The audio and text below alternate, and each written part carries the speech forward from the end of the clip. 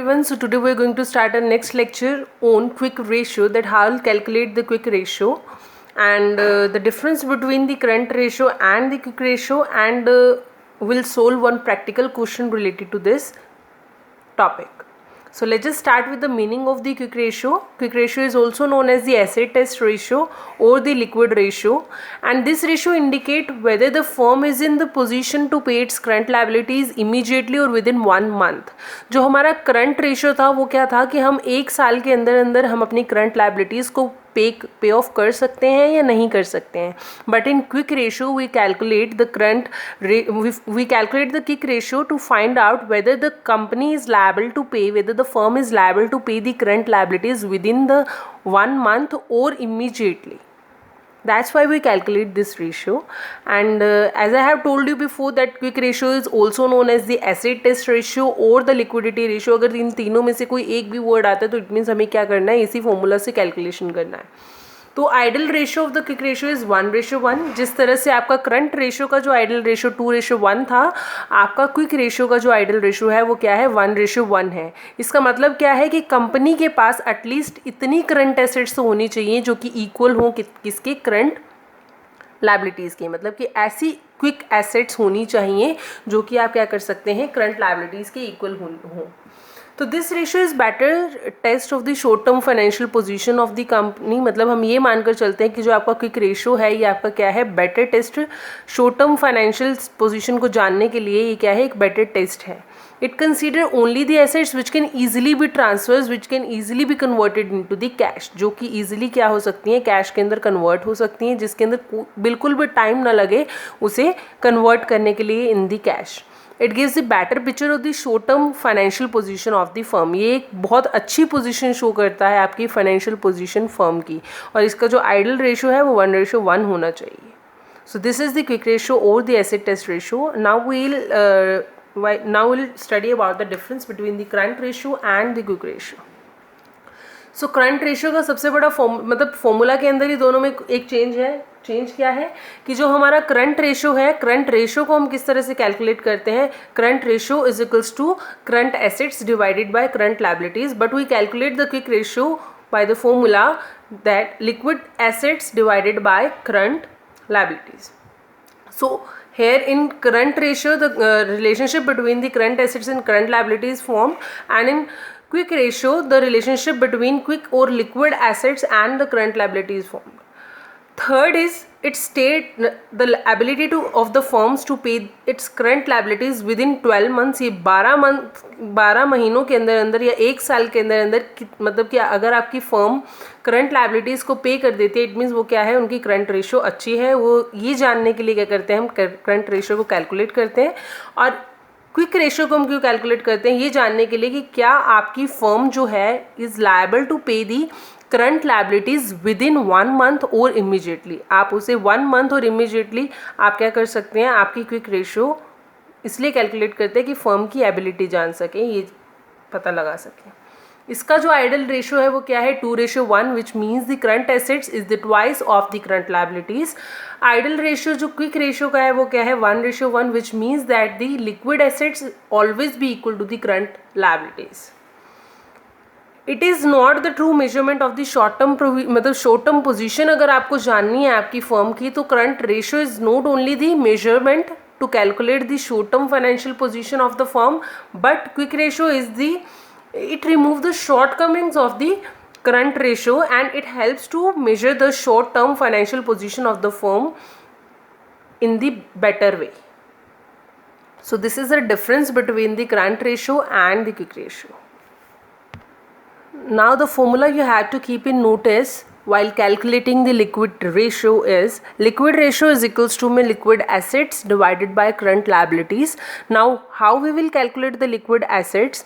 Liquid assets is equals to current assets. हमारी जो current assets हैं उसमें से हमने क्या माइनस करना है, हमारा inventory means stock, minus prepaid expenses, जितने भी हमारे प्रीपेड एक्सपेंसेस हैं, एंड द एडवांस टैक्स. जो टैक्स जो हमारा एडवांस टैक्स है उसको हमने क्या करना है, सब माइनस करना है, लेस करना है from current assets to get the liquid assets. तो लिक्विड एसेट्स हमें कैसे मिलेंगी? Current assets minus inventories minus prepaid expenses and advance tax. So here we have to calculate the liquid ratio and the data is given to us and we have to calculate the liquid ratio according to this data. So here trade investment is given to us. तो trade investment जो है क्या हमारा ये include होगा? नहीं होगा. अभी मैंने आपको बताया था कि अगर इन्वेस्टमेंट आपको सिंपली गिवन हो इट मीन्स वो इंक्लूड नहीं होगी, वो हमारी नॉन करंट जो हमारी एसेट्स हैं उनके अंदर चली जाएगी. Marketable securities, yes will include the marketable securities in current assets.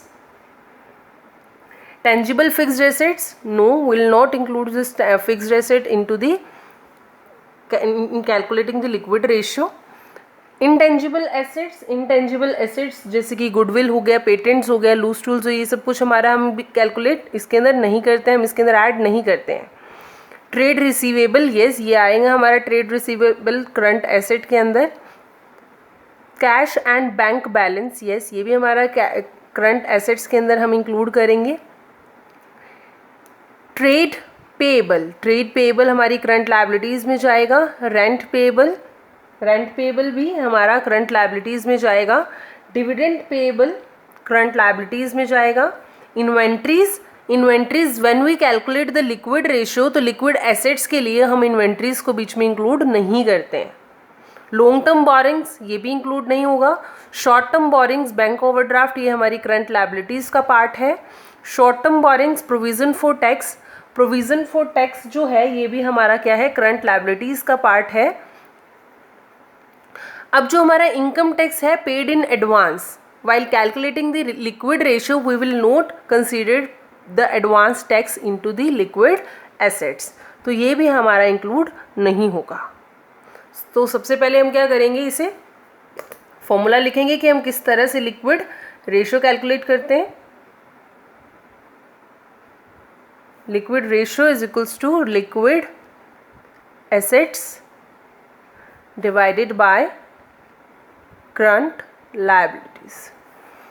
So I will calculate the liquid asset. Liquid assets is equals to marketable securities plus trade receivable. अब यहाँ पर जो हम ट्रेड रिसीवेबल लेंगे उसमें से हम अपना क्या करेंगे? Provision for doubtful debt minus करेंगे, क्योंकि हम जब भी रेशियोज कैलकुलेट करते हैं whether it is current ratio whether it is liquid ratio, तो उसके अंदर हम ट्रेड रिसीवेबल में से provision for doubtful debt minus कर देते हैं, क्योंकि हम अपना रेशियो जो कैलकुलेट करते हैं वो हमारे गुड डेटर्स के ऊपर करते हैं. बैड एंड डाउटफुल डेट जो होते हैं हमारे ऐसे डेटर्स जो बैड हैं उनको हम कंसिडर नहीं करते हैं. तो हम यहाँ पर क्या करेंगे? ट्रेड रिसीवेबल में से माइनस करेंगे प्रोविज़न फॉर डाउटफुल डेट को. तो उसके बाद कैश एंड बैंक बैलेंस, और हमारा करंट एसेट्स मतलब कि हमारा लिक्विड एसेट के अंदर कुछ इंक्लूड नहीं होगा. तो हमारी मार्केटेबल सिक्योरिटी कितनी है? 40,000. ट्रेड रिसीवेबल कितना है हमारा? 1,80,000 plus cash and bank balance जो है वो हमारा कितना है?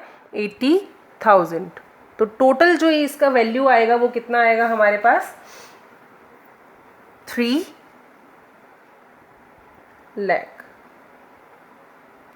Now we have to calculate the current liabilities. Current liabilities के अंदर हम क्या क्या इंक्लूड करेंगे? Trade payable,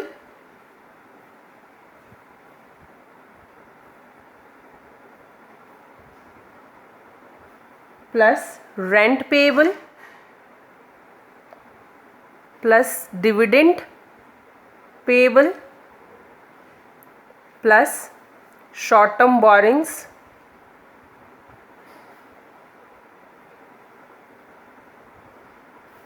plus provision for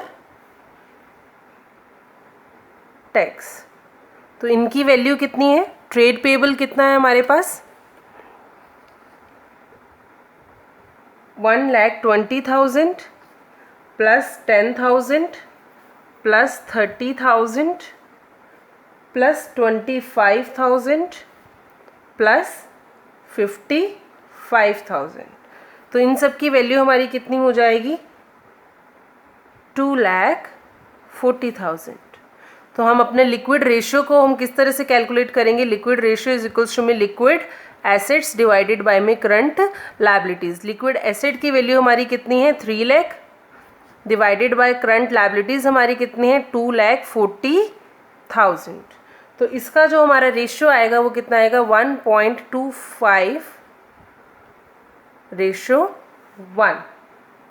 अब यहाँ पर हमारा जो लिक्विड रेशियो है वो कंपनी का कितना आ रहा है 1.25 ratio 1 which is more than the ideal ratio, क्योंकि हमारा जो आइडल रेशियो है वो कितना है 1:1, तो ये उससे ज़्यादा आ रहा है। देयरफॉर मतलब कि अब कंपनी का जो पोजीशन है ये क्या कर सकती हैं, आपकी करंट लायबिलिटीज़ जो हैं उनको बहुत जल्दी पे कर सकती हैं, बिकॉज ये हमारा 1:1 से ज़्यादा है। तो हम ये बोल सकते हैं कि लिक्विड रेशियो जो है, लिक्विड रेशियो हमारा 1.25 रेशियो 1 क्या है, is good for the short term payables. We can pay our current liabilities on time, immediately or within 1 month.